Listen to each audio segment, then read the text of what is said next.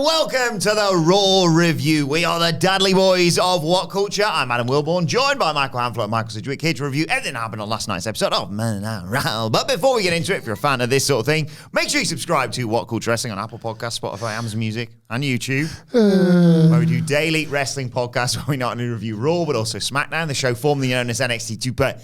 AEW Dynamite, AEW Collision, pay-per-views, premium live events. We have interviews, roundtable discussions, and a roundup of the week complete. The bloody quiz, of course, on Wrestle Culture. As I said, though, joined by Hanfler and Sidgwick to review Raw and the go-home show, of course, ahead of Money in the Bank. That was all right. Got pretty high standards for what I want out of WWE TV these days, and I'd say they were not quite met this week. There was a couple of angle advancements I really liked. The card is well set up. Yeah. I think this was effective in that respect, but it was pretty much already there. Yeah. Save for the main event, and maybe that's why. There wasn't really much left to do. And for all that, I'm very energized by WWE and most of the key storylines. I think the summer's looking great and has done. Clash at the Castle felt like a bit of a proper start of the summer series of things. I don't know, it just didn't feel super eventful, this one, and that's kind of what I've come to expect from WWE TV of late. A high bar to clear after SmackDown. I was going to laugh in your face, and then I remembered, the angle development on SmackDown was actually really strong. I'm surprised. I thought you'd be tearing it off, it being your cack. Yeah. Because I watched these programs. Maybe you're right. Maybe it was awesome. Maybe. It was. Maybe. I watch these programs, and I have two thoughts. One, is it working for them, the people who like it? And is it working for me? And I got a bit of me, and I looked at the thing for, will the WWE fans really like this? And I'm thinking, yeah, they love this. They love it. They absolutely love this. It's one of them obvious YouTube teasers. I went off something this episode. Stay tuned to see what it was. I think you'd probably guess. Ooh. Well, I loved everything. So let's get into it. We see all the big arrivals at the arena. I loved everything. Sheamus. Let's wrap it here. Actually, I didn't like Sheamus driving a cyber truck. That was a bit like, what? Yeah. But anyway. Hasn't that been done as well? What, somebody driving it? That Cybertruck? Yeah. Yeah, there's finished in it. What was his name? Mistiano Pinaldo. Oh, my God. The Young Bucks did the Cybertruck bit. Oh, I see. I thought you meant just generally. Keep on. I forgot they even did that. Did they? The idea being their heels And it's an awful thing. driving a Cybertruck is meant to be the biggest dickhead move you can do right now. Finger trap in the boot things. Go with it. Oh, it definitely works. It's a heel car. It's an awful car, isn't it? Yeah. But we cut to the concourse. And there's a load of fans, and of course it's revealed Jey Uso's there. They're going crazy for him. Great entrance following him through, of course. Right up until the point he tries to slap hands with Michael Cole, and it all gets a bit awkward, this. Yeah. Corey Graves filling in for Pat McAfee. Anyway, Jey gets in the ring, welcomes us to said he was going to win Money in the Bank, get a yeet case, all that stuff. And then he's interrupted by Chad Gable, who informs the Boston idiots that yeet isn't a real word. Miracle is, though. And if you look that up in the dictionary, there's a picture of him there. He's overcome a vicious attack, his family leaving him, and he beat two monsters last week to qualify for Money in the Bank. And there's going to be another miracle this Saturday, and he's going to call himself Master in the Bank. And Jey Uso's like, Chad, what are you doing here, mate? You've been attacked by the Wyatt Sicks. Are you sure it's a good idea to just come out? And Chad's like, well, I'm not scared. You should be scared, if anything. You stole the Fireflies. I'm innocent. My family left me high and dry. If anything, the Wyatt Sicks should probably have to you. You abandoned your family. Jay's like, whoa, I want none of this. You can have the Fireflies. I'll have like the mosquitoes, the cockroaches, or whatever. I don't want anything to do with the Wyatts. And speaking of family, your family only did what they did to get out from under your manipulative. And Gable's heard enough and attacks him there. Jey comes back though, big super kick. Drops Gable, heads to the top rope, but Gable bails out of the ring saying, you think I'm just going to lay there while he splash me? I love Chad Gable. But as Gable thinks he's in safe surroundings, you hear the noise of the Wyatt Sicks, the piano, lights start going off, etc. Holy chants. Gable's like, I'm not sticking around for this. Starts bailing, but you keep seeing like shadows of the Wyatts next to big blinding lights, and he's trying to make his way through the arena, and he keeps seeing different members of the rabbit or whatever. Eventually makes it to some stairs and just legs it, and we cut back to ringside. More dead security, and Nikki Cross with another box with a creepy videotape inside. I thought they created a brilliant audio-visual experience with Chad Gable leaving, considering it was a full and loud and otherwise well-lit building. Like, they did do a very effective job of creating darkness and making him look like, I don't actually, like, you couldn't tell where Chad Gable was going if he was walking down the aisle or walking into the crowd. He would hop suddenly a barrier would appear, he'd hop it, and then all of a sudden there was somebody else to be absolutely terrified of. Like Dexter Lumis. Well, yeah, a silhouette of somebody scary. Like, and considering how they were presumably Dexter Lumis. placed in the crowd or whatever, I'm suspending my disbelief, Sige. Okay. These are scary folk. I wouldn't want to watch him wrestle. I thought that was, again, really quite effective. Yeah. Looked tremendous. People were mad into it. I wasn't, truthfully. I think this is the week where I sort of felt like I should probably just, well, no, I didn't even feel it like I did take a step back from the Wyatt thing. It didn't really work for me this week, and like more on the video later on. But for all that they are trying to say, well, it's not supernatural, it is. Like, it is supernatural. And this was the week for me where I just sort of felt, no, they're still ultimately leaning. Yes, there are themes of reality folded into this and why the people have become the people they have and why Nikki Cross is this version of herself and the masks and especially Bo Dallas, who I do want to isolate for praise later. But this was the week where it sort of crossed over for me a little bit. And I suppose having Jey Uso sell it like a normal human would, that he doesn't want any of it. Just gets out of there when it starts. Like, I suppose that's linked to how you would respond if this was the universe you inhabited and these people have suddenly just appeared in your workplace. Can you imagine, like, we go downstairs Yeah, that's it. It's like, and there's some entities surrounded by a mystical light. and I'd probably just laugh. Or if it was real, I'd probably just never come to work again. yeah, it's like what has happened to Scott and Josh. Like you can't imagine that. And that's Jey Uso sort of talking about it and the possibility that they might, if this like Chad Gable thing is ultimately a bit of a red herring and they're actually targeting Jey Uso, and it's like all this talk of abandoning family was in fact to pivot over into Jey Uso post Money in the Bank. If that's the thing, maybe it was that. Maybe it was the sudden realization that, like, oh yeah, Jey Uso could be next. That could be the next story. Ugh, I don't really like to look at that. Like, and there's mentioning the fact he stole the Fireflies and that becoming canon rather than just a little bit on Twitter. Just thinking about how they would suddenly start settling at targeting other members of the roster sort of put me off it a little bit. So I wasn't terribly into this. And like, I mean, they're both guys in Money in the Bank. Yeah. I really am. I think it's a great lineup.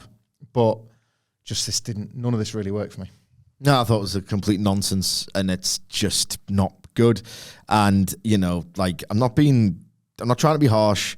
I feel like we're going to have to caveat this every single time. And it's probably for the best as well, you know? Like, it's sort of nice that they're doing this for Bo Dallas, and, you know... It's over. And it's over. It's over for now. It's over for now. But this has historically been a career killer and a narrative pollutant, and it started already. You've gone from Chad Gable, who had this incredible human story ahead of, at, and immediately after WrestleMania. That's gone. Even someone like Jey Uso, who genuinely, I know the Yeet thing's 10 years old, and it's from a defunct but much missed platform called Vine. But he's a cool guy. Yeah. He just appears to be a cool guy. He's got great comedic timing. He's just got this factor about him. And then the second that the words, mosquitoes and stuff come out of his mouth, he just instantly becomes tarnished by whatever this is. The character dynamics continue to be unbelievably warped. Yay, the murderers are here. Yay, oh, yes, the murderers are here. So that's odd. Chad Gable, is he a heel? Do I sympathize with him? Like, what's going on? The idea that they're surrounded by mystical light, it's all just superficial nonsense, that if there's a thread and you pull it, it just all completely falls apart. And we'll get to the video later. I don't even know if I like that. It's just crap, innit? It's just like, it just looks crap. It's impossible to buy. I'm meant to be scared of Dexter Lumis. Genuinely, I'd feel something more in my gut, a revulsion, at the prospect of literally watching him have to wrestle a match They're never asking than us I to be am afraid. of him. They're not asking us to be afraid ever, are they? They're asking the wrestlers in that world to be afraid and us watch them be afraid. Like that's the reality of the Wyatts, and I think it always has been with spooky stuff in wrestling. Like But they're idiots then. The rest of the characters are idiots. I don't totally disagree, but you're asking, like they're asking you, can you buy that Chad Gable is afraid of these people, not be afraid of these people? And I think that's a difference that they don't often square. I don't believe so. I mean, if you look at the hack way that they approached this Chad Gable thing, which looks marginally more impressive than other incidents of this nature, I don't think they were very good, but I think they were kind of going for a bit of a jump scare. Oh, who's that? Surrounded by mystical light. Oh, it's one of the ones with the masks. It's kind of like they're trying to go for a jump scare. It's not a jump scare because they were framed. Jump scare is not the word, but they were framed lurking in the background, still fixed. Eerie. Don't go down that way. Don't go down that way. What are they looking at? What's that entity going to do? Yeah. It's just absolute hack plagiarism of John Carpenter. It's kind of one of those like, weird... what's that one doing in the background, not moving? Please don't come forward. I mean, that's just simple 1978 John Carpenter that every other hack horror director has tried to do since, and they try to do it on Raw. You're meant to be a little bit unsettled by that. It's not just the characters. You're meant to be. And I'm not. I don't think I fully agree. What's the point in it then? People want to be in amongst this. People want to be in the building where that's going on. You're not supposed to be afraid. Like, it's a strange wrestling grey area where you are, if you're into this, loads of people are, if you're into this and you, like, they're kind of a drawing act because you want to be in the building where the Wyatts are. They have a presence, they have an offering that, like, you like heard the reactions and you see how people react to it. Like, if the possibility of them being present on Raw, scaring the characters, scaring the WWE wrestlers that you've come to see, you kind of want to see them doing that. Like, I think it's kind of the ultimate buy-in of the fiction in reality. Like, it's not wrestling. It's not wrestling. It isn't. Chad Gable and Jey Uso want to win a match at the weekend to fight for a title. It'll always be tough for those two things to exist. But I think as a live entertainment medium, I think the Wyatts in 2024 make sense. Like, I think I'm watching a TV show where people want to be in the presence of these monsters and watch other people be scared of them, not be scared of themselves. It's no longer that kind of, to use your film example, if you're watching the film, it's the idea is to create a setting that you wouldn't want to be in yourself. You'd be terrified of, like, the murderer coming after you or whatever. You actually want to be there in person in the screen. It's irreconcilable in which case. It is. I mean, they cannot expect the characters to be scared of them and you're not. It's just that's quite post-kayfabe booking, though, isn't it? That's like more of wrestling's constant battle with what's... You shouldn't do it. It doesn't work. It's like a wrestling monster. I'm trying to think of an example, because there's not many good ones anymore, but like a genuinely scary wrestling monster. I'm more scared of Jacob Fatu than these. Perfect example. Jacob Fatu is a wrestler that Paul Heyman should be scared of. You want to be in the building to experience Jacob Fatu's fearsome aura. That's what the... But I don't want him to come near us at the same time. Well, as long as you're not crossing the barricade. But you would want him to scream in your face. Go, oh, that's cool. Like, you want to see the damage that he does scaring the other wrestlers. And I don't think they're, in this era that we're in, I don't think they're too far apart. They're creating that same emotion from the audience, albeit through extremely different methods. But like a babyface shouldn't be scared of a Jacob Fatu. They should get their asses kicked by him. Not like actual fear. Yeah, I'm very aware that the thing I'm going to bat for here is crap. No, is a very complicated thing to try and argue for. But what I'm arguing for... A lot of fans. Well, this is it, right? I'm arguing for something that a lot of people feel genuine emotion for. Even when it was like this is 10 times better than some really terrible versions of it that we saw that people invested in then. So if you're giving, if people were willing to go follow Bray Wyatt into some dead ends and some cul-de-sacs that were nightmarish creatively, what this is not is Hell in a Cell 2019. And I'm saying this is something that I don't think there's a sort of ending where this headlines WrestleMania. Truthfully, I don't. But I do think it fits as part of the live wrestling experience. I think it's, I don't know, we were in the building for House of Black, turning the lights off, and I thought it was a pretty cool aesthetic, and nobody liked it, right? Nobody liked it on television when they would do the house rules.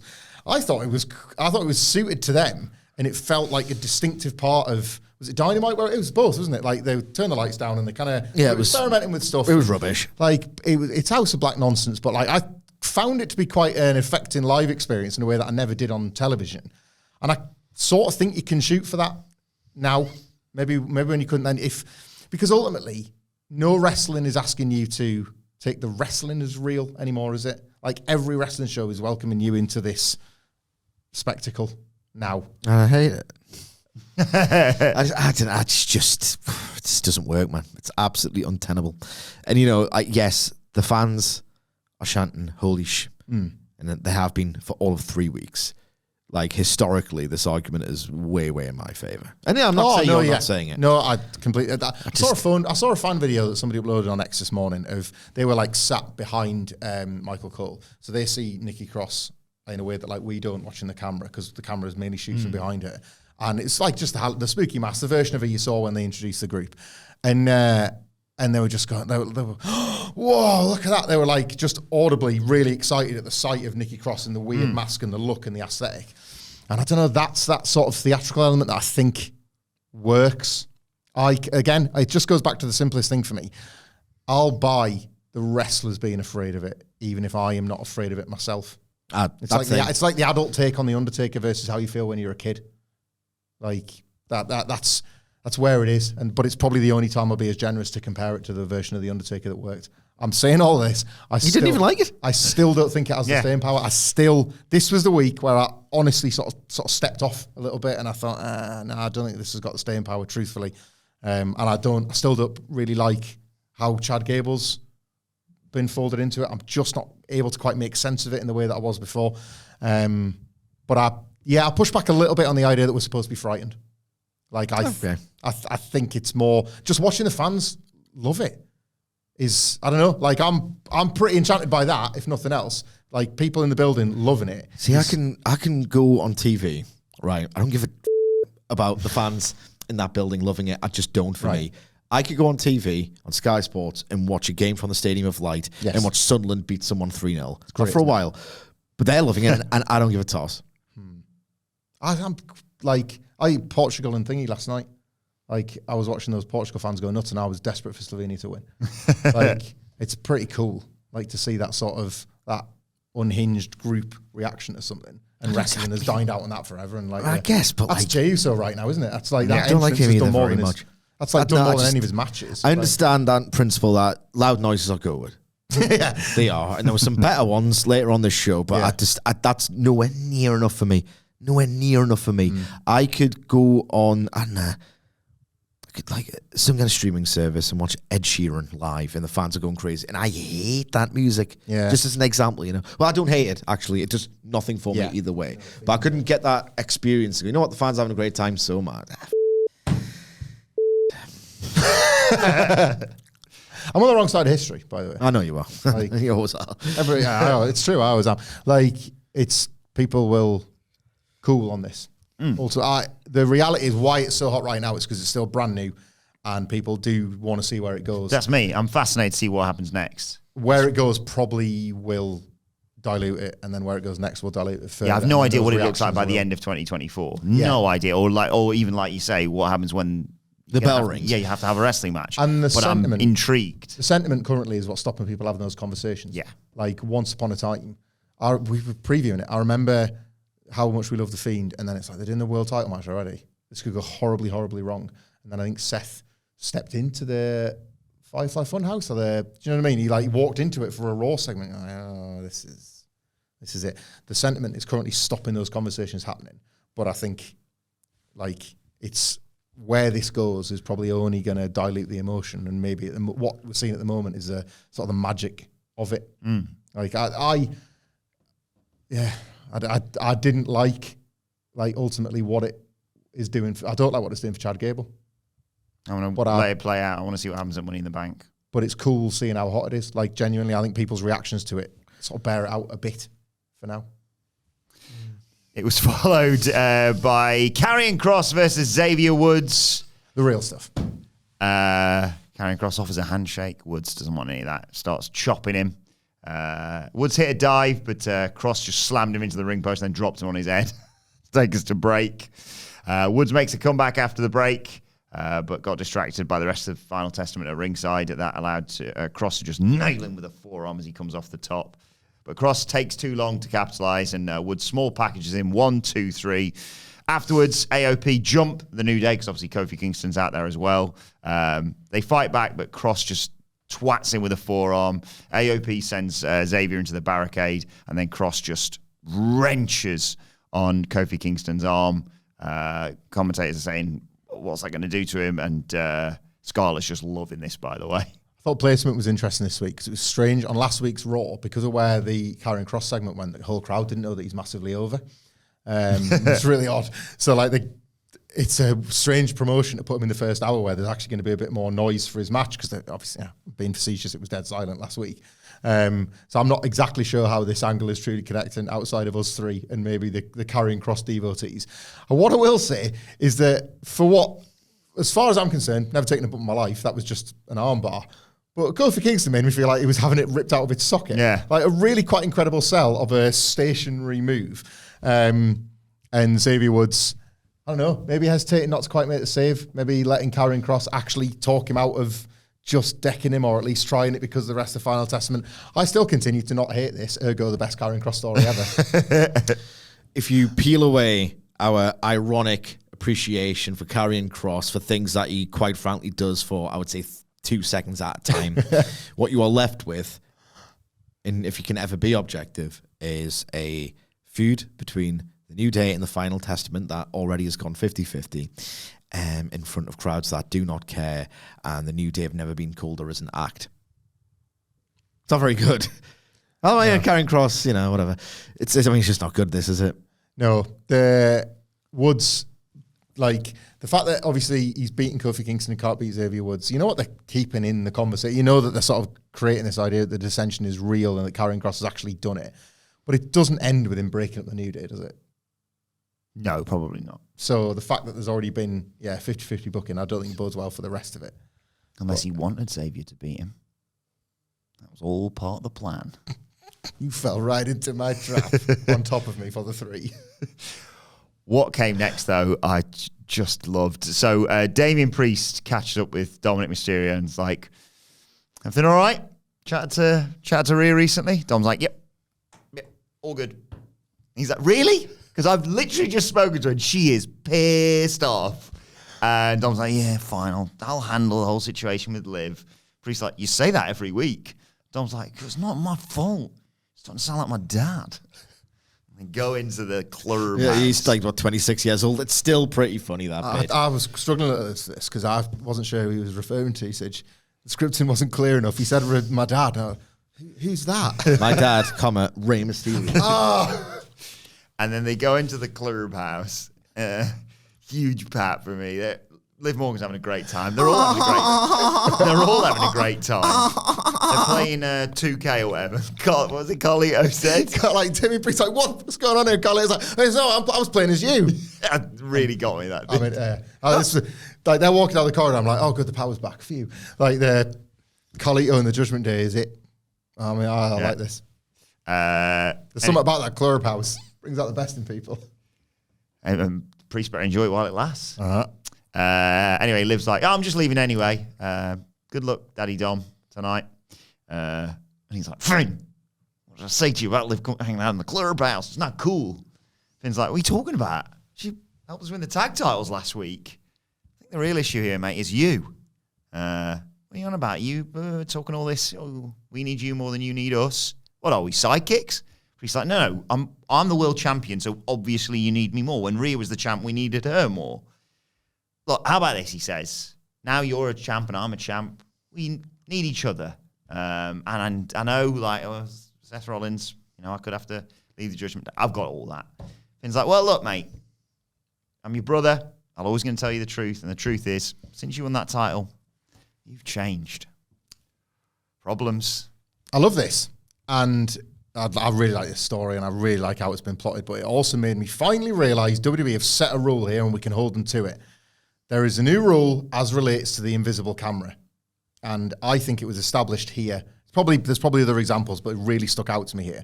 You mentioned yesterday on the preview that Finn Bálor can sort of overtly go to bat for Liv Morgan for the first time because of them winning the tag belts last week. And there's the reason why, regardless of what Damian might think of what's going on with Dominik Mysterio, Finn now has this in of being able to say, well, she's not bad. She's not bad. Whereas we know as viewers, because of the background stuff, that there's been something they've been cooking for a little while. Yeah, that's the invisible camera rule. The wrestlers can't see the little background things that Triple H loves.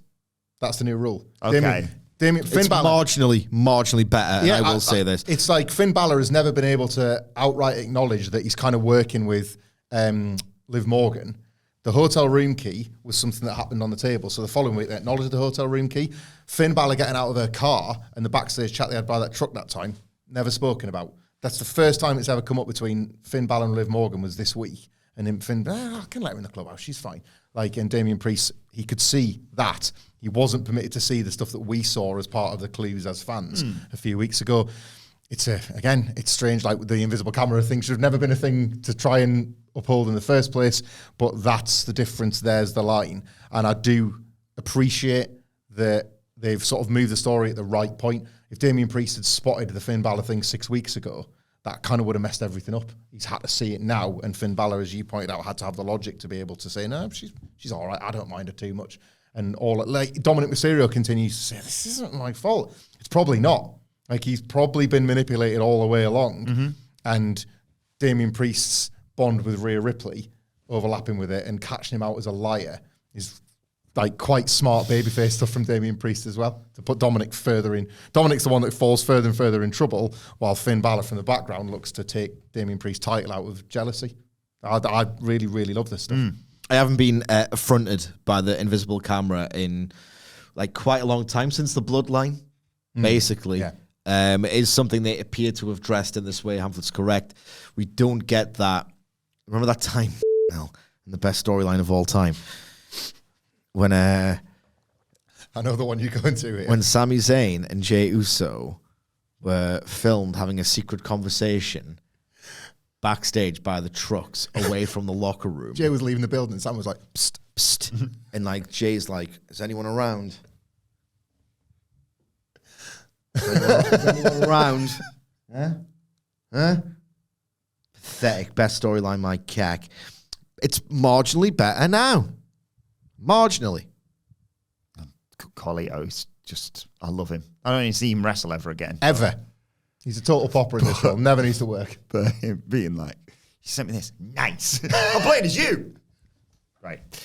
We got a lovely tribute video, which we also had seen previously on SmackDown for Sika.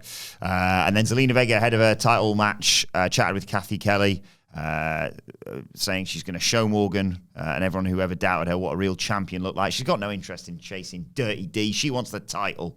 And we also saw Liv Morgan throwing out the first pitch at Fenway Park ahead of a Red Sox game. And then we got Liv Morgan versus Zelina Vega for the Women's World Championship. Early on, Morgan's choking her in the ropes, but she got drop kicked to the floor. Dominik Mysterio comes out to watch. You can tell that because the entire arena starts booing. And the distraction of this allows Vega to hit a Meteora. Rey Mysterio is also coming out as we head to break. When we come back, Liv Morgan does the shimmy. She does the Three Amigos. And she also tried to do Ripley's standing cloverleaf. Vega fights out of it, hit a moonsault for a 2 count. Tries for a code red. Morgan blocks that. Drops down into a cover, gets a 2 count as well. Eventually, Vega did hit a code red off the middle rope, but Morgan rolled to the outside before she could make a cover. Father and son argue yet again. The deadbeat dad shoves his son to the mat. Morgan knocked Rey down with a baseball slide. Vega used that to hit a 619 and a tornado DDT to get a near fall. Dom decides to slide a chair into the ring to be like, Zelina, just hit her with this. She's like, I don't want it. Throws it in Dom's face, and all this has allowed Liv Morgan to find Zelina Vega in position to hit the Oblivion. 1, 2, 3. Liv Morgan leaves with her championship and Dominik. Like they're leaving together, but Dom just happens to be leaving at the same time. Kathy Kelly walks on the stage, and Morgan tells her she's the luckiest girl in the world. The revenge tour is going exactly as she planned it, and she wanted to dedicate her victory tonight and all future victories to the most gorgeous man in WWE, Daddy Dom. Look, this was ECW Paul Heyman era booking to be proud of in terms of extenuating the positives and hiding the negatives, but it's really all a pro wrestling too. This was, at last, proof that if you are a star and if you're part of an over story, it doesn't matter that you can't really wrestle. Liv Morgan just typically doesn't have good matches. I was watching this, very entertained by it. Yeah. Like, they sent out Dominik and Rey at the right time so the story beats. Like, Zelina Vega can go sometimes, and like, not to just reduce what she was doing to moves, but ultimately every sort of babyface comeback she was making was designed to be flashy in order to, when you weren't completely focused on the story, you were focused on the flashy offense. To be like, hang on, Liv's in trouble here, because when she's actually stuck in the match, she's trapped and she could lose the title. But this was so much more about the story and so much more about the characters, and it belongs in pro wrestling to me as much as like god tier pro wrestling, because I do enjoy the soapy element of pro wrestling. It's why I like these stories in the first place. And it's like, when I'm saying it's disguising the fact that there's not much action, that's not a negative to me. Like, it's the art of the work, and I thought this was like very successful on those terms, and not with like an asterisk next to it. This is how you use Liv Morgan at this point, like way more successfully than any other point in her career, and justifiably and deservedly so. Can you imagine what a Liv Morgan versus Zelina Vega match would have looked like this time last year, 4 months ago? This is kind of a triumph. I was so swept up in it. Like, the atmosphere was off the charts. Like, the add-ons, the activity, the booking. This is genuinely like Beulah McGillicuddy versus Bill Alfonso. The business. Like, This is the business. This is how you do it. Yeah. This is how you do it. That's just like inexplicably and inordinately entertained by this, despite everything. More from this lot a little bit later on as well, of course. We got the 2-minute clip that, I've definitely already watched on WWE's YouTube channel of the first few minutes of the WrestleMania XL documentary. That drops on Wednesday night. The big thing on Wednesday night, the WrestleMania documentary going out, of course. Backstage, Seth Rollins is heading to the ring, and behind him we see Zoe Stark talking to Sonya Deville before Shayna Baszler. Stop talking to her. Who wasn't there? Heading to AEW. Natty. The boat. I mean, why?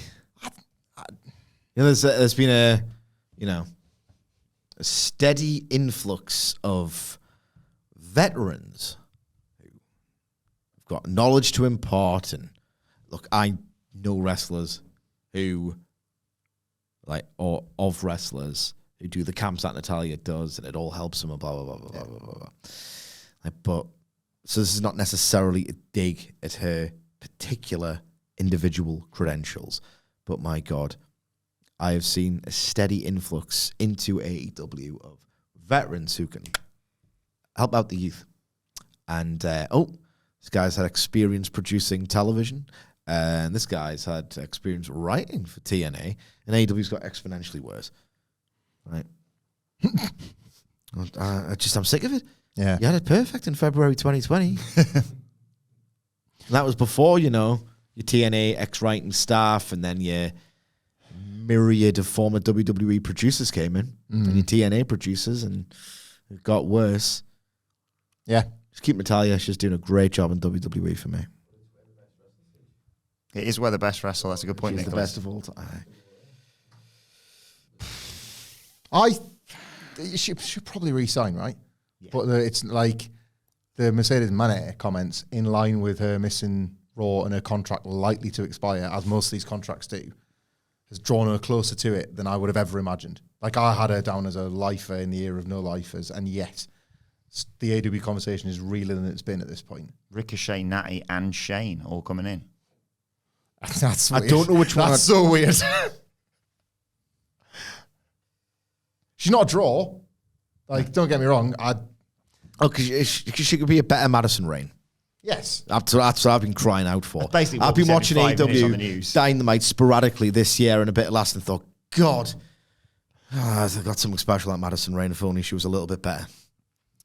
That's what I need in my life. Tyson Kidd. Although he's got that potential WWE producer brain that works really well there and not over there. So that could be. Because she Manny mentioned. Yeah, Manny mentioned one of my friends and her husband. Yeah, I mean, Just the WWE-ification of AEW is continuing. But what do they need Tyson Kidd as a producer for? You see Cody and the Babyface on SmackDown. Got the AEW-ification of WWE. They need fewer producers. Yeah. Or at least need the existing core of producers to actually talk to each other. Yes. And say, we're doing this finish, or we're going to use this. Tell the wrestlers and have the wrestlers do it. Yeah, honestly, I think you get Bill Watson. You get a discipline. They don't need a producer.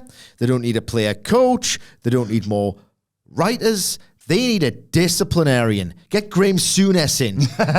Rip those blue mats up now. Get someone to just say the word. No, we're not doing that. That idea is terrible. Oh, you don't get your TV time this week. Well, we've got 50 others who can do it for you. Honestly, they need a disciplinarian in AEW. They need someone to say, no, that's not a good idea. No, that's not how we do things here. First of all, you need to decide what it is that you do there, and then you need someone to enforce that. The absolute crankiest Jim Ross on Skype. Just he's allowed to dial in every day and just dish out some bollockings to things he hates. Actually made a bit of money in his business once, kid. Seth Rollins comes out He though was after bollocking this. that drunk fan. And he was great, by the way, Jim Ross. I loved him on commentary. But This is and it's like, someone "Get that else. guy a beer." Yeah, Someone so- else tweeted this. I can't remember who, but I echo it completely. This is what it should have been all along. Yeah, main event Jim Ross. Main rules. event Jim Ross, where it's got gravity, it's got atmosphere. He can get into it, and he doesn't have to sit there the whole time and be miserable. It's like him. It reminded me of him when he was commentating on Ospreay Swerve, especially when he would talk about, say, Rock and Triple H in '98. Like, these two young studs, future of the business, while they're already near like- enough the main event. It's like, oh, well, I'm here forever then. Here's my investment. Yeah. Brilliant. Here are my futures. Seth Rollins comes out, there's sort of confetti falling, and he says, "Oh, that's a sign. This time next week, I'm going to be world champion." He's got a secret for Boston. He wants to share it with them because this is a championship city. They've got the Bruins, the Red Sox, the Patriots, and of course the NBA champions of 2024, the Celtics. Crowd are loving that, obviously. There's Mick Foley cutting the promo. What's going on? Also very ironic. I actually considering what know happened because the that other would be day. good. His secret was that he needed to win back the world championship. If he didn't win the title, he wouldn't get another shot as long as Priest is champion. So a whole month. Yeah. Thank you. He'd have to reevaluate who he is, but he's at best when the pressure's on, and he's going to take his title back. Basically, the Priest is keeping warm, and he's also going to get Priest out of the Judgment Day. Wasn't his intention to break it up, but Priest can be the best version of himself without them. Before we can go any further, though, out comes Finn Balor to interrupt. He said, "I should be in a good mood tonight. Won the tag titles last week, but I'm not. I'm in a bad mood because everything seems to be changing. Judgment Day's changing. Damian Priest changing. It's all your fault, Seth." Ron's like, Damian Priest is a grown man who made his own decisions, mate. I think you're just mad because he won the world title when you couldn't. Let's have a bare knuckle fight then. And Finn Balor wants it, but Damian Priest comes out, and Rollins is like, "Here we bloody go. One more week left to work together. Let's go. Let's have it." And Finn and Priest are there. Seth readies himself for the 2-on-1 beatdown. But Priest says, "No, it's not a trap. This is his business." And he turns to Finn and says, "No one else is getting involved in my business. You're wrong when you say," this is Priest to Seth. "You're wrong when you say my days of champion are numbers." Seth's like, let's also have a bare knuckle fight then. Priest seems up for it, but Balor sneak attacks Seth. Priest pulls him off. Rollins knocks both of them down with a super kick. Rollins hit Balor with a curb stomp, but that allows Priest to hit him with the South of Heaven chokeslam. And Priest helps Balor to the back. Just a little bit hollow. I think I said this on the preview yesterday. They had this nice short run time with which to book a match. Did book a match, then added some stakes. You're like, oh, pretty cool. Didn't feel like there was anything left to do with this. Well, there's one thing I pitched on preview. I would have happily enjoyed that. Instead, I thought they took what was a good interaction backstage and laid it on a bit thick in the ring. I didn't want to see quite as much of the physical side of things. WWE? I know. Bueno on bueno. Shocked at you. Bueno on bueno. Didn't like. I like it when I'm watching The Bear on Disney Plus because you're watching like a show about high quality food, so you want to be eating high quality food. That's when you want to be dipping your bueno and your bueno. Dip to bueno. You hear this? Seen this? Heard about this? It's one of the few things he's done that I'm not disgusted by. Deconstructed Kinder Bueno, I call it. A bueno in the spread that tastes like Kinder Bueno, Yeah. basically. Mm-hmm. It's the most handful of double food. bueno, isn't it?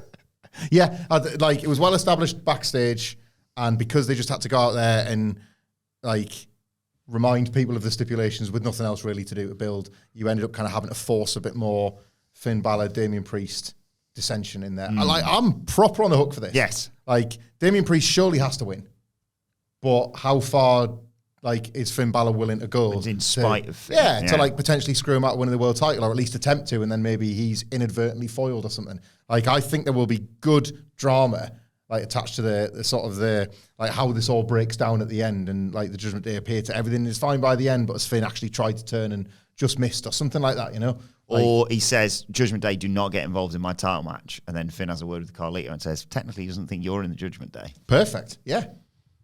You only said Judgment Day couldn't get involved. He was playing as you. Yeah, that's you know, they could get away with that. I had no thoughts on this. I mean, as Hamlet says, they basically... I mean, this is a very contrived way of telling you all's not well with the Judgment Day. I knew that because I didn't even infer it. They said, you've changed, which is the ultimate cliche line of all time. You only in other television programs or films hear, you've changed, and like parodies because it's such hack verbiage. This is doing absolutely nothing for me whatsoever. Let's move on. And there was also a bit of them walking backstage. It was all a bit awkward as well after this. We also got a Ludwig Kaiser video package. He'll be back sooner rather than later, but he's got a couple of broken ribs. He attributed them to Sheamus, but we all know it's Bron Breakker who actually did that. Yeah, the works shoot, brother. That spear does break your ribs. Who knew? Yeah. How could it not, actually? How has it taken so long? Will Bálor was, I was going to say selling an injury. Just had sore ribs after that go-kart. What did you say, 19 miles an hour? Oh, I don't know. I remember them 23 being a number. I don't know if it was miles or kilometres an hour. Number 23, that's a Jim Carrey film. Being associated with... He is a Jim Carrey film. You know when he hit the ropes and they did all those amazing stats? Yeah. I think 23 was like how fast he hits the ropes. So like, Bron Breakker hit Ludwig Kaiser with that spear and broke his rib faster than the go-kart that injured Will Bálor. Remember, he's a bitch. I don't like to complain. Money in the Bank qualifier, Dakota Kai, Ivy Nile, and Zoe Stark. Ivy Nile looked great in this. Did she? Hit both of them with a double bulldog off the top after a break. Separate German suplexes, and then dropped them both with one at once. But Stark hit Nile with a super kick and a tornado DDT. Kai hit Stark with a chiropractor. Nile breaks up the cover. Kairi Sane runs out to cause a distraction, but the tag champs Isla Dawn and Alba Fire get involved with her, and that distracts Dakota Kai and allows Stark to hit with the Z360. 1, 2, 3. Zoe Stark is the final Money in the Bank qualifier. Dakota Kai continues to bump for attention. Like that kind of bumping in a come and get me plea. Not a great deal to this match otherwise for me personally. I like the agent of it was around getting Ivy Nile over while Zoe Starks gets to win, and you tell the Dakota Kai loser story. So it wasn't like ineffective in that regard, but it was ineffective in popping this crowd. Like it's this week's like crap match. Women's division match playing to total silence and indifference from the audience, even though, you know, there was stakes attached. Some of these three ways have gone down really well. Like the SmackDown side, almost all the three ways have been pretty great, like in spite of it being a triple threat, and like in a lot of cases it existing for the purpose of protecting somebody or whatever. This was a nice idea, just like it was just the execution was a bit warmed over, just nothing you haven't seen before. Yeah, but I was also quite sloppy in points as well. What's going on in pro wrestling now, where I've seen it like 3 times in about a fortnight, where they do the spot where someone gets whipped into the turnbuckle, and then they've got no idea if they're meant to run after them or reverse it or what. Like Ivy Nile was doing that. I was like, what are you doing? Have a chat. Yeah. Talk it through. It's so clumsy and awkward. Ultimate Guerrero and Carter did it. That nightmare with Naito and Mox. It's like, what's going on? There's a spate. Is the shorthand for that spot changed and nobody has updated their rule book yet or something like that? You got to say this now. What does that mean? Like you're halfway there. Do we address the kickoff with Dakota Kai, or do we not dignify it? I don't know. She's like, her individual fans are a bit sad. Oh, in what she said on that stream. Does it extend beyond that? Have you seen anything that's worth an actual discussion or not? Well, I can't tell. Later on, it might either help WWE. It might help WWE by accident or design here, because they might be more than happy for this to be out there, because it appears as if they're going to babyface her through Io Sky just being pissed off that she stinks. Like, just that, like, she's sick of, like, ultimately Dakota Kai's losing means that Damage Control are losing, and it looks like Io Sky's going to batter her, and Dakota Kai having this massive swelling fan base probably not helps. massive, vocal fan base, like, helps her. I mean, they don't buy tickets. Yeah, it's all rooted in the stream, isn't it? She could be working, to be fair. Yeah, it could be like I'm fairly certain build up a bit of like of a babyface buzz around you before you turn on TV. Indeed, yeah. Then we got the video, the VHS that they were delivered earlier. It was Bo Dallas in another sort of Uncle Howdy interview scenario. Bo asks Uncle Howdy how much longer they have to keep doing this. Howdy doesn't say anything and says, "What do we do?" Bo says, "What are we doing here?" Bo basically says he was destined to do this. Howdy says, "Do you think you're special?" Bo says, "Special implies that others are not, that there are others that are less than, that deserve to be forgotten. They're the ones that everyone wanted to forget about, the ones everybody abandoned. They made us notice them." And Uncle Howdy says, "There you are." How does Bo believe that he can bring them to life? Bo says they weren't chosen just willing, clay in the hands of the potter, destined to become something beautiful. They've become a family. We've become a family, he says. Even now, the false prophets belittle their family for their own gain. It's disgusting. They must pay for their sins. Howdy asks if this is his responsibility. And Bo says, "I am the voice of the reckoning." And then Howdy says, "I am the reckoning." And they both say, "I am nobody. I set you free. I freed them from the cave. I am nobody. I gave them a family. I made them beautiful. I am all of them. I am the reckoning." And then Bo's left by himself. And he says he set them free. And then Bo disappears, and it's just Uncle Howdy and the opposite. They keep switching chairs in the visuals and what have you. Because they're the same. And yeah, Uncle Howdy concludes by saying, "There you are." It's just It's not for you, is it, this? It's not for me, and nor do I think it's very good. I don't necessarily think it's... I don't want to get into the whole thing. Subjectivity versus objectivity and blah, blah, blah, blah, blah. It's not for me. So we can take what I say next with that in mind. Like... Is it not just Warrior in the mirror again? The idea is that Bo Dallas is Uncle Howdy, and they laid it on thick in this, and it's been the case the whole time. Like, I can see Uncle Howdy. Do you know what I mean? If it's not a figment of Bo Dallas's imagination, some tulpa that he's created for reasons that will never get explained because they don't really know what they're doing, and it's clever. It's clever for this. Like, they're trying to be clever for the sake of it. I can see Uncle Howdy. Warrior in the mirror. Is it not? Like, if you can see it too, it's real. Yeah, it's just, it's a lot of nonsense. This one of the reasons why this was the week for me, where I kind of thought, like, what I enjoyed this as a singular presentation, not as much as last week's, because I thought last week's felt like an attempt to make sense of something that typically doesn't make sense. This was different. Not all bad, different. Like, Bo Dallas is really convincing in this role. Like, I think he's performing very well at something that I'm not usually into.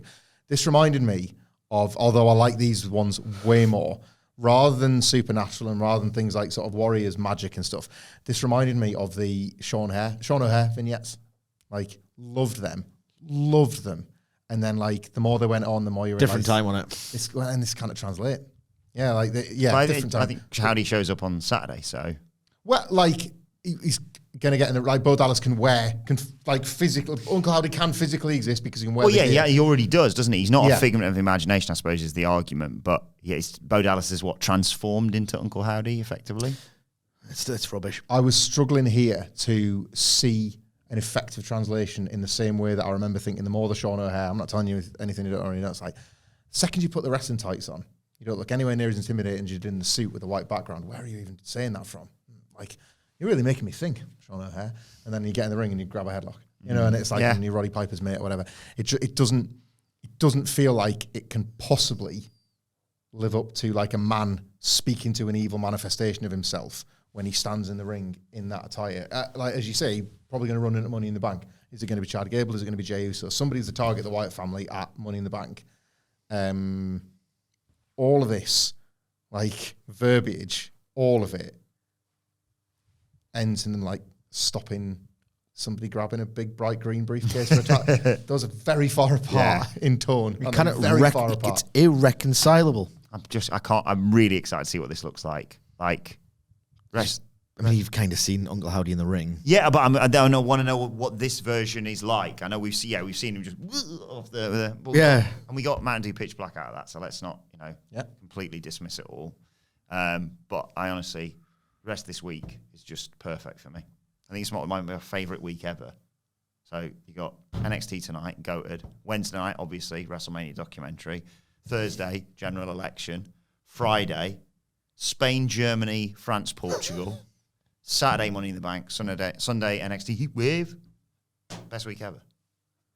And Raw and Monday starts again. Is there another documentary on Wednesday night or anything else? No. Right, we go to Otis in catering. Isn't that funny? Gable comes up to him. He's laughing. But I can see Nicholas because he's a moron as well. Just see. He's doing it again. Gable comes up. Driving off the AW fans, great.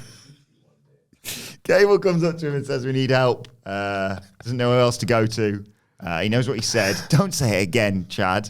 I called you stupid. I called you a disappointment. I called you a blubbering idiot. Stop saying all the things you said to remind him. But he says, I know that was hurtful and I know you hate me. And he says, I don't hate you, but we're just not helping you. This isn't your problem. This isn't our problem. It's your problem.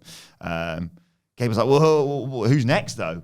It could be any of us. And if that happens, I'll be there because you're my number one guy. Maxine and Akira show up.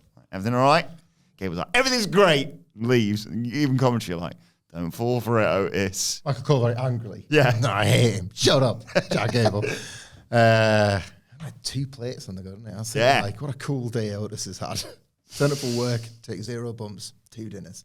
That's a good life for a wrestler. It's your life. Food's not free, Sige. I want the food to be free. I want expensed. I want the quantity of Expensed food is the most goated thing of all time. It's like, oh, what will I have? The tacos. What kind of tacos? The blackened cod? Or the prawns? Oh, I don't know. I love that you said expense because it just reminds me of my dad. Like, there's no such thing as a free lunch, son. I think you'll find there is. Rules to live by. Yeah. Somebody's paid. You just got to get it for now. It's the best, isn't it? Having 2 dinners, it's absolutely goated. Yeah, this story, not so much. No, I'm just reminded of the time about 3 months ago, whatever it was. People going, oh, God, it's going to be Kurt Angle. It's going to get really intense. And now he's just mired in this. Bloodline X Wyatt Law. There was Wish clues. Bloodline in collaboration with Wyatt Law. It's not where I wanted Chad Gable to be. Something in the Uncle Howdy Bud Alice thing I forgot to mention that felt like it was pointed towards the new bloodline. Something about like not a new false prophets in the family or something. Yeah. That would reflect Solo Sikoa, basically. It's like, I mean, we're not talking about Chad Gable then? Chad Gable / Jey Uso, if they're kind of making you think it's Chad, but in fact it's Jey, then all of a sudden you're bringing in the bloodline and the Samoans and everything. It's like, ooh, that's a big choice if you're going to ultimately one day have the Wyatts and the bloodline in mind. Then you're testing who's really scary, Uncle Howdy or Jacob Fatty. I know who's winning that. Only one winner, yeah.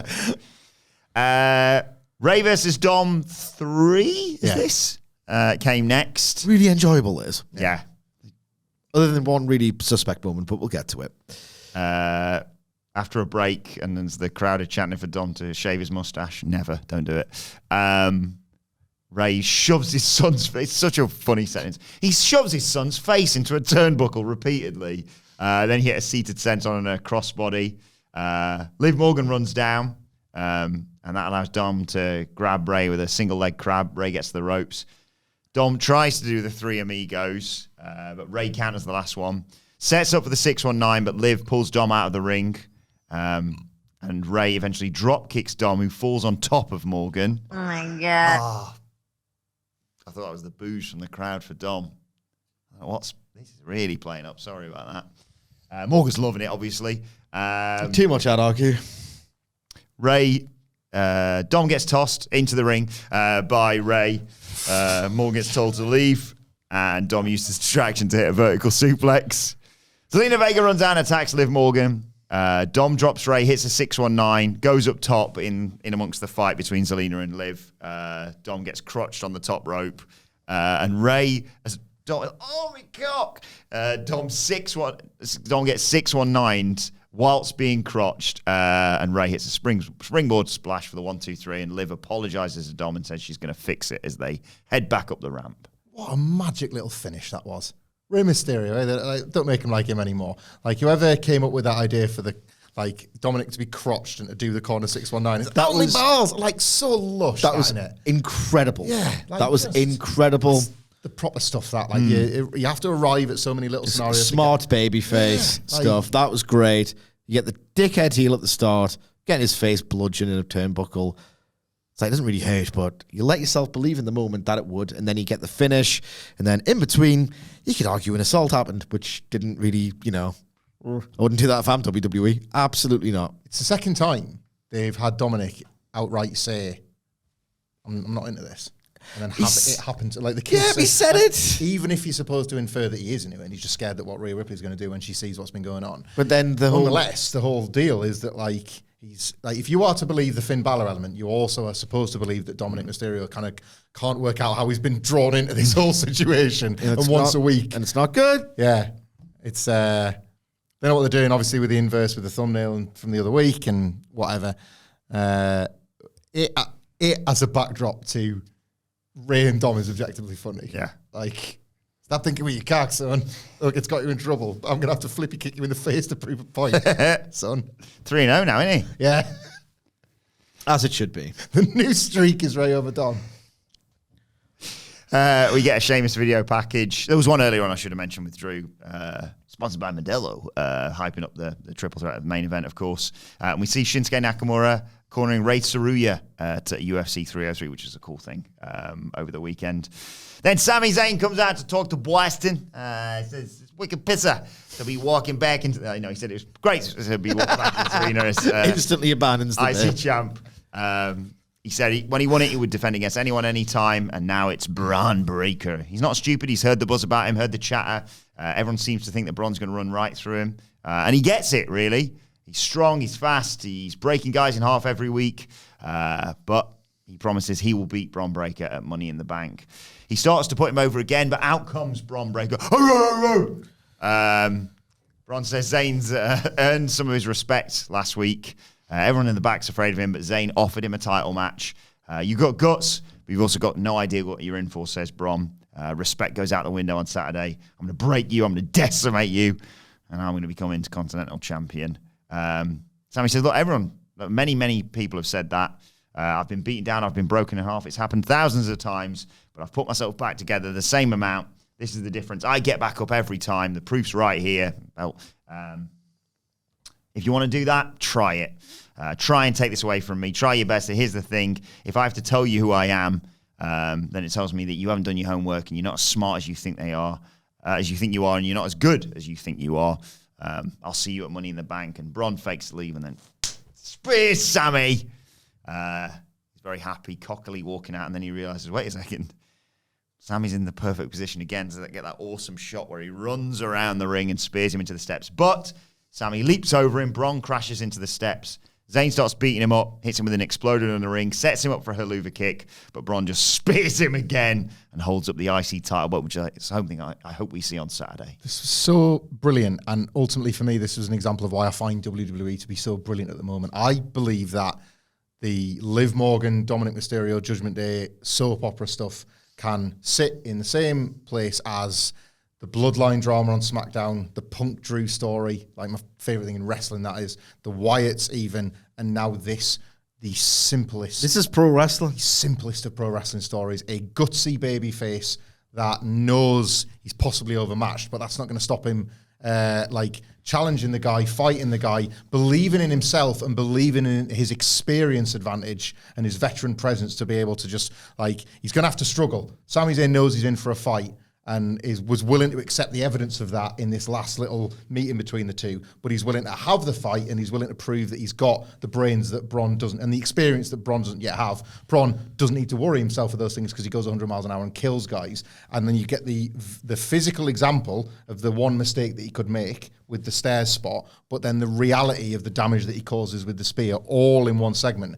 I am worried that this is so... The chemistry is great, but the perfect dynamic between the two is so good, they might fob us off with a rubbish finish on Saturday to have this go again. to do 4 more weeks of it, because the move is strapping up Bron Breakker on Saturday. But WWE might know that this is so can't miss, and Sami Zayn is so great at selling you on pretty much anything that they might stretch this to SummerSlam, yeah.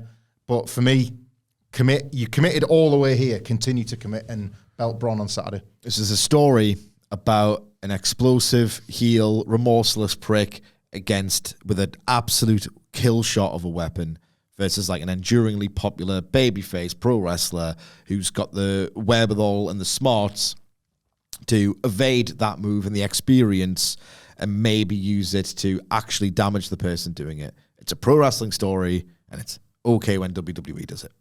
You know what I mean? I hear that word, storytelling and stories, every single goddamn day. This is a pro wrestling story.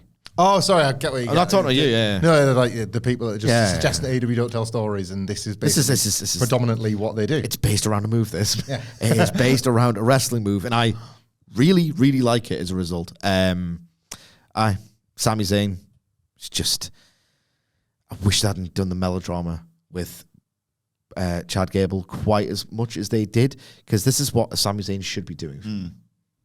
In this role specifically. Someone's going to wear the Bret Hart chest protector at some point, aren't they? Oh, yeah. They have to. Uh-huh. It's what he does every time. And then you're in the ring with him, he's going to spear you. And he knocks him out the first time, but then the second time he does it, his spear is so powerful it actually breaks the chest protector. You just see it crumple. Like, the gimmick one up. Got it. Just smashes into pieces. This was a bit we sort of alluded to a little bit earlier on with Damage Control having a row. Dakota Kai's sick of everyone getting involved in their business, at which point Lyra Valkyria comes in and says, well, Io Sky's not going to win the title, win the Money in the Bank ladder match, I am. And then straight from the club comes Caden Carter and Katana Chance. It all kicks off, big brawl. Yeah. Recap of the incredible angle on the Bloodline from SmackDown. Roman Reigns chants yet again echoing around an arena, and they run through the Money in the Bank card. And then we got Ilja Dragunov's video package. He was going to win tonight and win Money in the Bank or die trying, which I think is just his life. I believe it. When I've heard a million wrestlers say that. 1 million. I don't think anyone except Ilja Dragunov has actually meant it. Yeah. I think he says that. Maybe Mick Foley. I think he says that with everything, though. I think he's like, right, love, I'm going to go to the shops and get the shopping or die trying. And for him, it's like it's a win. Where are you going, Ilja? Like, I'll either get the shopping or I'll get smashed into by a bus. Either way, good day to be Ilja. That was good. Yeah. How would Ilja describe this main event? Very entertaining. Thank you. It was Ilja versus Sheamus versus Drew McIntyre for the final men's Money in the Bank spot. McIntyre and Sheamus face off. Dragunov's like, don't forget about me. And they're like, out of the way, you. So he just kicks Drew McIntyre straight away. Sheamus hits McIntyre over the barricade with the 10 beats the Bodhrán. And a very sweaty Sheamus hugs some fans to take us to a break. They're all down when we come back. Dragunov hits Sheamus with an H-bomb off the apron. Oh, my God. He hit McIntyre with a flying senton and an H-bomb, and he got a 2 count there. But Sheamus comes back and sends him into the barricade to take us to another break. A Tower of Doom spot when we come back from that one. Dragunov bringing down both men with a suplex. Oh, my God. This is awesome chance. Dragunov gets 2 counts on both men. McIntyre headbutts him, though, goes for a Claymore, but Dragunov hits him with a Torpedo Moscow. But McIntyre rolls out of the ring before Dragunov can go for a cover.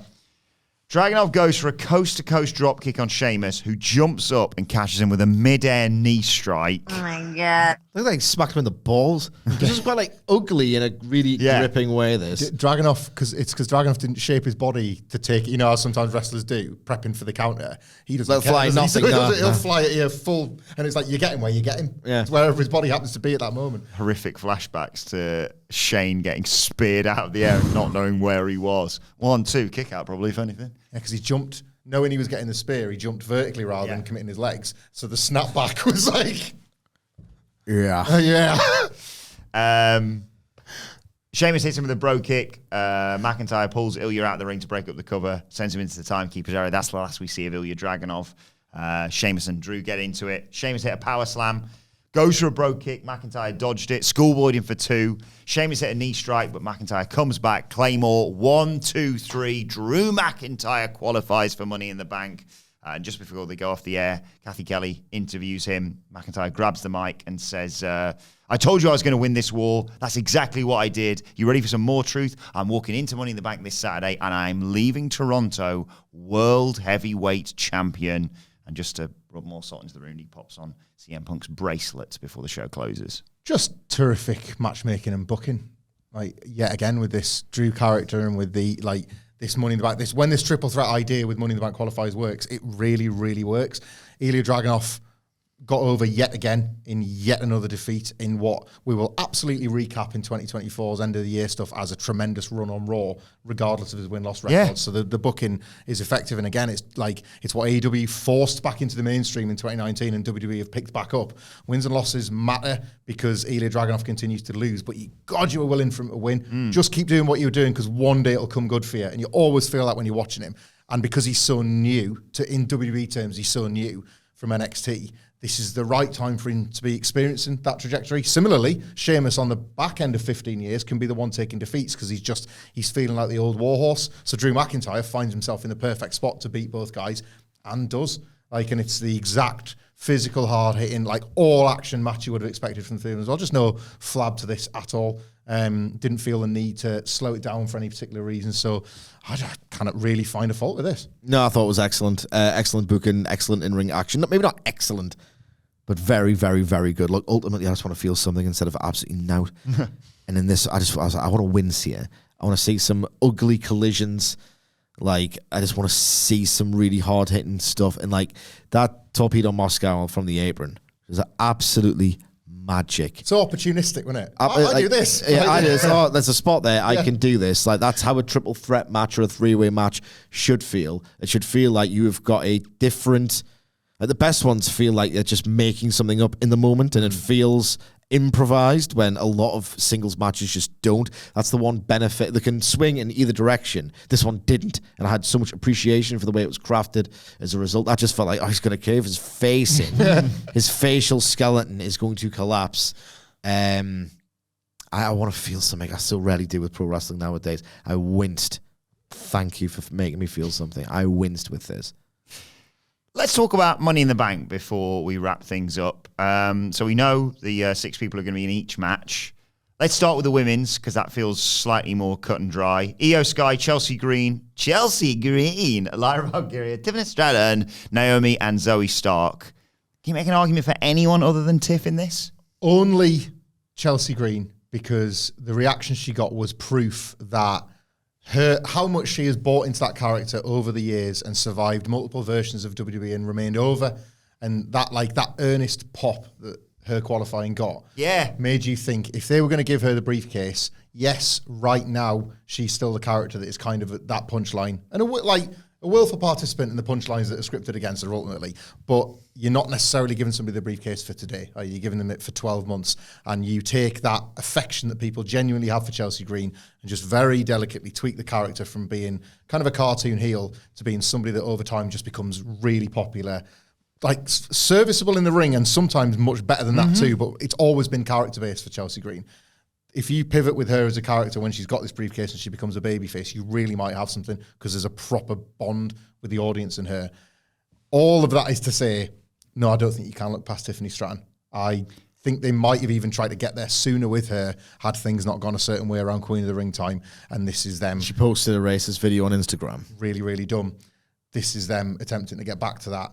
To your fantasy booking of Nia Jax very possibly beating Bayley at SummerSlam and then having the two of them with the case and the Queen belt. and the Princess. Yeah, with the case and the belt on SmackDown all at the same time.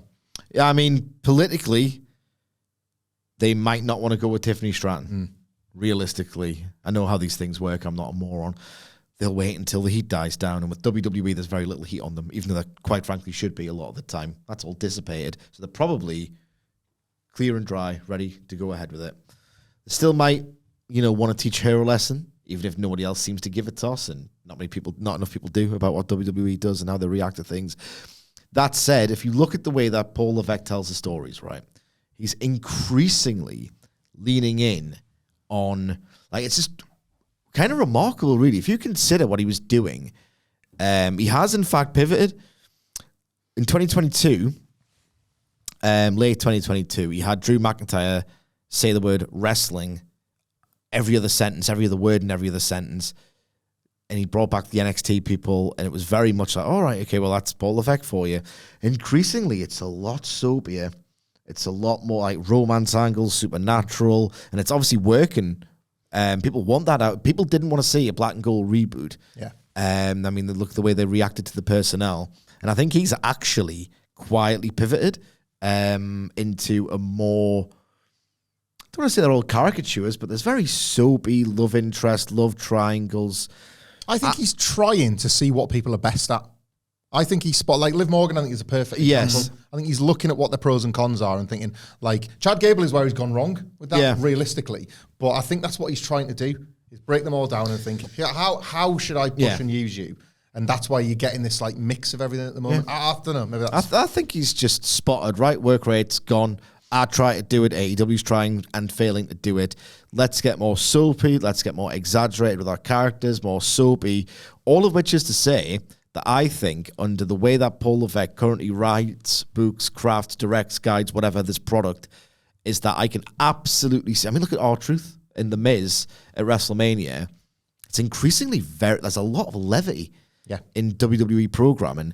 And I think with the way that Paul Levesque is sort of driving this right now, I think like these writers know how to craft, and they've got the option now, or like the remit even of, right, see this through for 3 months. It might go slowly, but that's what I want.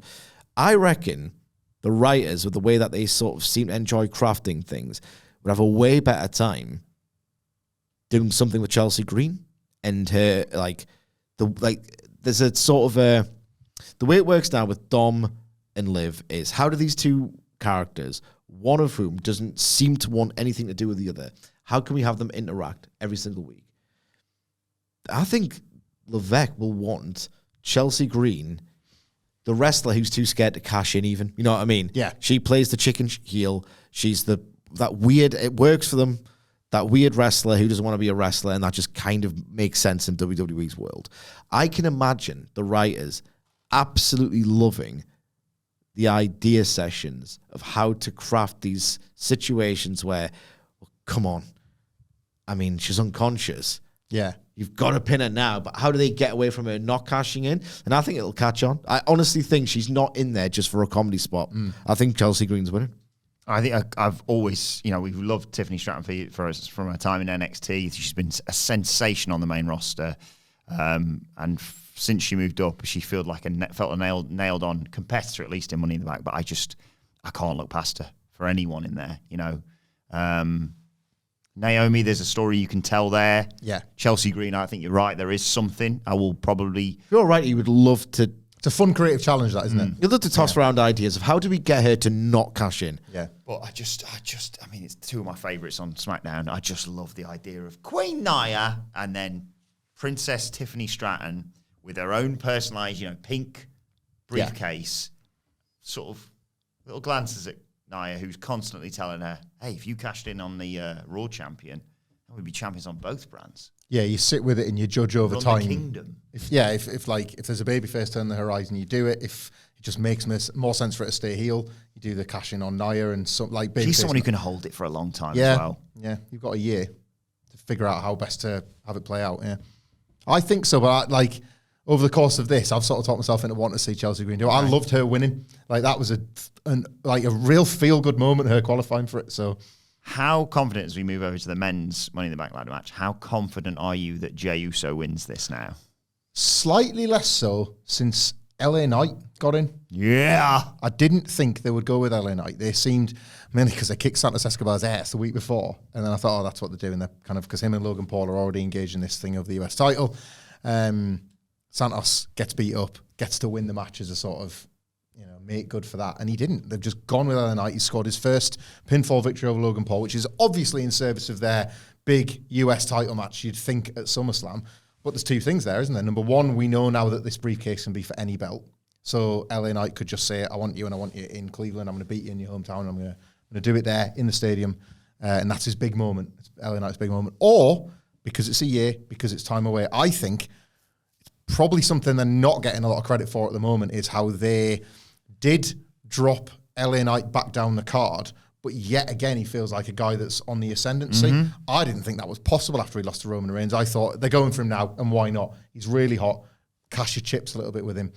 In him sort of struggling to find his way and then finding it again with this Logan Paul story, I kind of think they're starting to see him as a world title contender, but a proper one this time. You can hear the LA, and people just going, oh my God, it's happening tonight. It dipped a bit, and then it's come back up a bit, and you sort of feeling it. I'm going to stick with Jey Uso because I just like my own fantasy book and smell of my own farts. I really like the fact that he holds that briefcase for ages, and the whole thing was him going solo was all about winning his singles title, and it was Jimmy that screwed him over and over and over again. And with that babyface turn coming, and with everything that's coming with the Usos and the bloodline and all of that, them winning the tag belts as part of his cash in, and him almost like the Brett and Owen thing of like when they put them together for the turn, it was like Brett's decided to drop down to the tag ranks to help his brother. Like, that's such a nice babyface thing to do, and Jey Uso's such a nice babyface. And when he realizes how all of this played out and everybody constantly fighting for singles titles was what tore them all apart, like the tag story is the one I want to see ultimately with the Usos.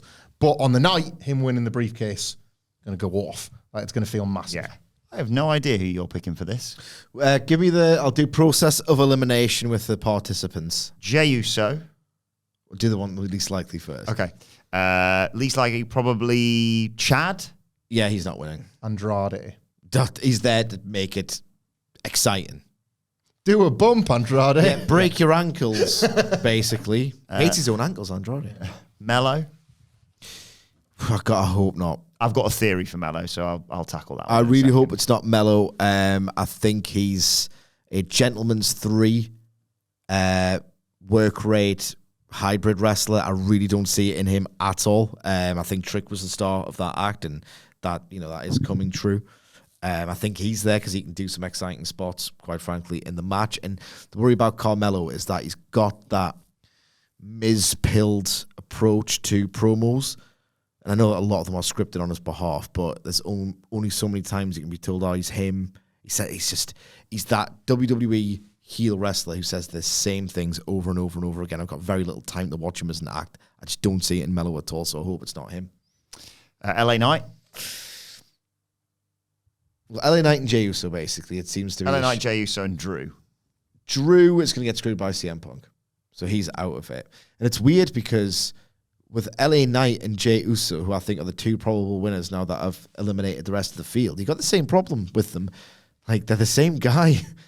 They're both very over. They both have a catchphrase that people love to say. Neither of them you would want in a singles match main event at WrestleMania, which is why you effectively put the briefcase on someone, because you believe that they are like most qualified potentially for that spot at some point as well. It's meant to be you are on the precipice of superstardom, and it's called a WrestleMania main event, kid. You're going to have to learn how to work one. I don't know. It's a pick 'em. It's Jey Uso, realistically, but do you want to see main event WrestleMania?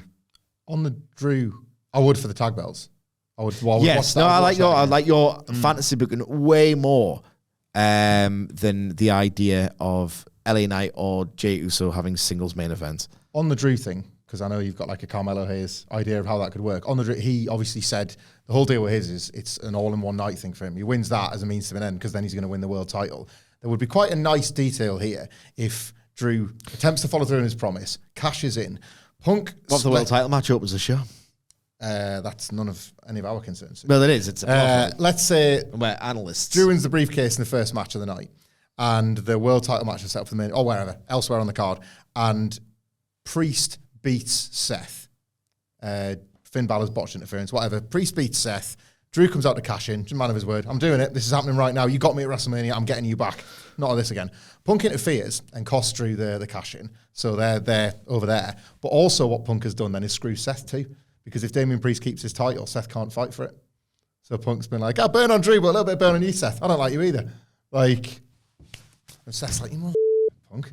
You again. Like, the same people involved at WrestleMania are suddenly back in the same setting, and Punk is the one yet again with a smug grin on, and it's yet again Drew and Seth kind of giving him evils, and it's that thing of this really exciting main event scene, if and when Punk's ever fit enough to actually see them through all these various rivals that he's still got outstanding. You could do something with that, and then you don't have to worry about that main event conundrum because the briefcase is taken care of. Yeah. It's not something that kind of hangs over it. Unlike the women's, I could see any of these 6 winning it. I could see them doing it with They're any not of doing them. it Andrade. Andrade's the... I could see him just being like, no, Andrade's mine. We're putting the briefcase on him. I'm just going to He's try. a speed champion.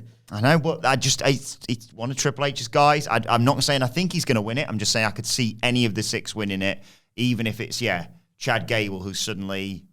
I'm fascinated to see what Chad Gable with the briefcase looks like. My pitch for Mello, by the way, Okay, I want was to hear this because how would it possibly work? well, I saw a tweet that's kind of accurately reflected this, showing the clip from the main event of WrestleMania 40 Night 2, which is basically people just keep coming in and costing people. Every single other person in this match, you can have someone who comes in and costs them. Jey Uso, whether it's the Bloodline or Bray Wyatt, Uncle Howdy and what have you. Same, obviously, for Chad Gable.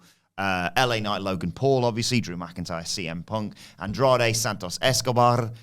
They're all taken out, and Mello just goes, thanks very much.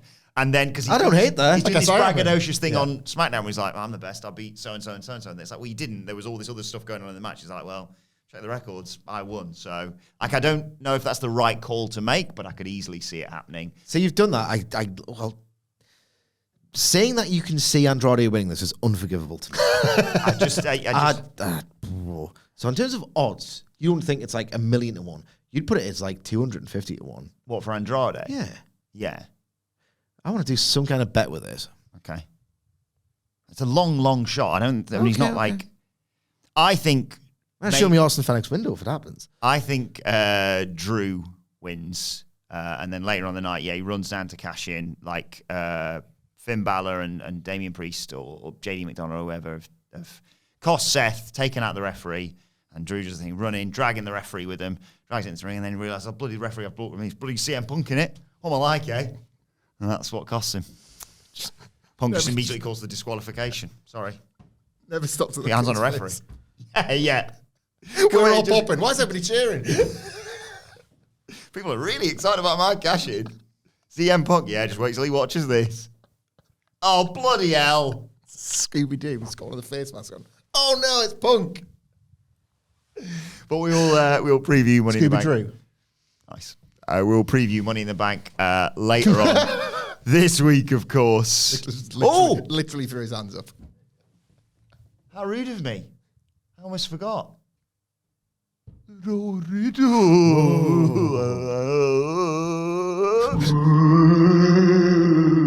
Thanks to John Harrison. I will get it sorted eventually. This bloody thing's just playing up all the time. Play up in it, yeah. So I taxed both your noggins yesterday with this. Feel free to confer. Don't rush in. I don't know. If you're I running feel like a moron. Nicholas, you haven't heard this, have you? If you're running in a race and you pass the person in second place, what place are you in? Second. Because they were in second and now you're in second. Of course I am. He wanted you to say first, and I knew that about it, but I couldn't work out why it wasn't first. Same again next week. It's okay, it's gripping So stuff. I'm like half an idiot, I think, with that. I knew the answer, but You know, you knew it was like, I knew what was will wrong. not be fooled by this lie, but I don't know what the truth is. I'm gonna test this on my 9 and 6-year-old children tonight. Let us know your thoughts on the Raw Riddle and on Raw if you want as well in the comment section or on X at WhatCulture WWE. Watch, they can follow all three of us. You can follow Michael Hamflett at Michael Hamflett. Follow Michael Sidgwick at Sidgwick. Follow me at Adam Wilborn. Follow us all at WhatCulture WWE. Follow our brilliant producer at It's Adam Nicholas and subscribe to WhatCulture Wrestling wherever you get your podcasts from for daily wrestling podcast. The NXT preview coming your way later on today. But for now, this has been the Raw Review. My thanks to Hamlet Sidgwick. Thank you for joining us, and we will see you soon.